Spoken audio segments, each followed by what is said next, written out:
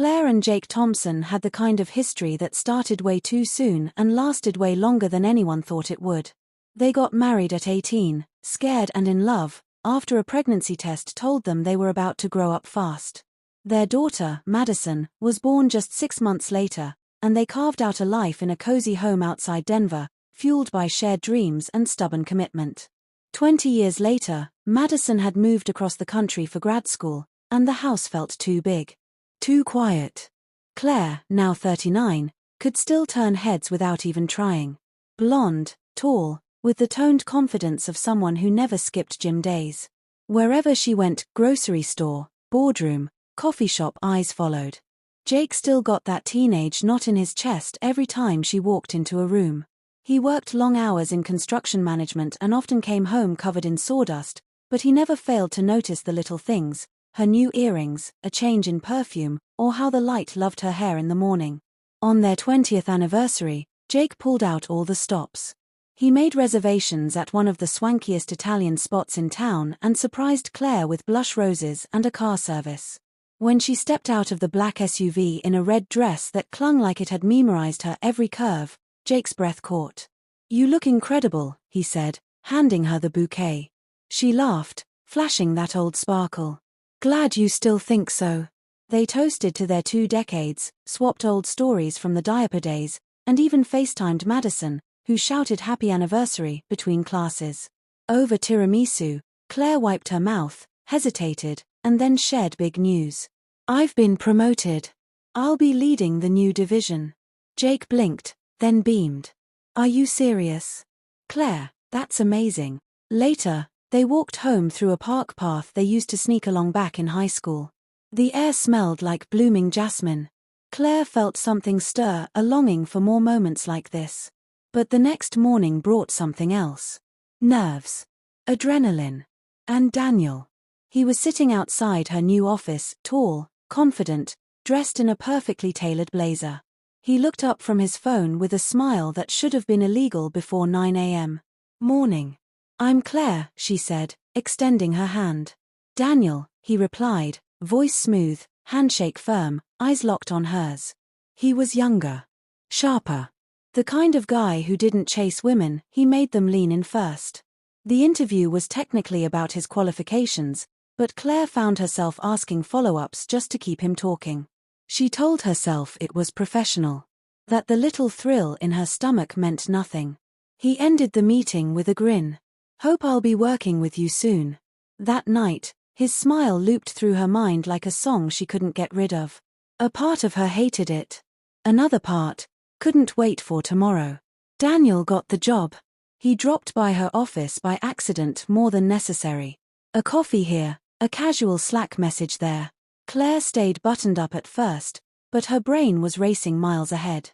Fantasies crept in uninvited, vivid. It happened late one night. They were the last ones in the office, working on a rollout plan. Daniel appeared in her doorway with 2 steaming mugs. Claire jumped, because she had been thinking of exactly that. "Could you not stare?" she mumbled, cheeks burning. "Thought you liked my attention," he said, and her stomach flipped. Then, in a voice that felt like velvet, he leaned over. "You're gorgeous, Claire. Pretend you don't know it, if you want." Before she could shut it down, he brushed a strand of hair from her cheek, his lips grazing her neck. "I'm married," she whispered. "Husbands aren't walls," he murmured and kissed her like he meant it. The desk was cold beneath her, but everything else burned. The weight of restraint vanished.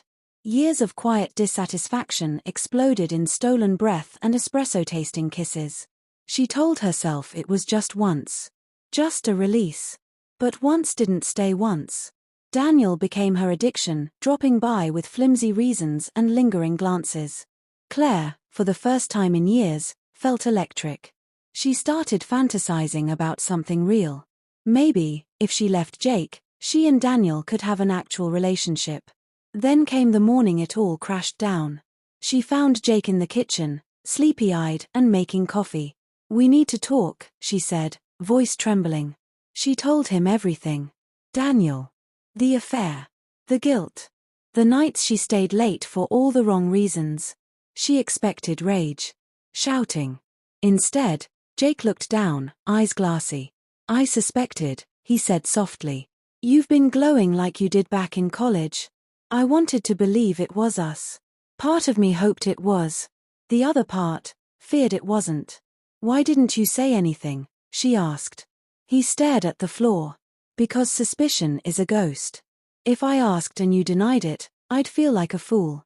If you told the truth, I'd have to leave. He didn't yell. He didn't throw anything. Just one sentence. Pack a bag. The divorce was swift. Clean, on paper. Ugly in silence. Claire moved into a corporate apartment. Jake bought a property up in the mountains, built the cabin he'd always wanted. Without her vetoing the design. Claire tried to salvage something with Daniel. She found him in the break room one Friday and finally said it out loud. Jake filed. We don't have to sneak anymore. I could transfer you to another branch, keep it clean. Daniel's smile froze. He stepped back. Claire. I'm not looking for that. The thrill was fun. Let's not ruin it with complications. His words hit harder than any breakup. Claire nodded, walked away, and sent in her resignation before HR could ask too many questions. Her new job paid the bills, but nothing filled the void. Her daughter called once, voice thick with hurt. Dad told me. I love you, Mom. But why? Claire had no answer. Just apologies that tasted like ash. She stopped working out. Wine replaced water. Compliments stopped. The mirror turned cruel. Daniel transferred to another company. She never saw him again. Jake, on his mountain deck, found solace in early sunrises and weekend hikes. He missed Claire sometimes, but not the lies, the pretending. Not the ache of wondering if her late nights meant something more. And Claire. She lived in the aftermath. A living reminder that cheating never ends in fireworks. It ends in cold coffee, vacant beds, and photos that hurt to scroll past. She often landed on one, their 20th anniversary selfie. Her in that red dress, Jake grinning at her like he was still 18. Sometimes she whispered to herself, if only I'd kissed him harder under those park lights instead of answering temptation with silence.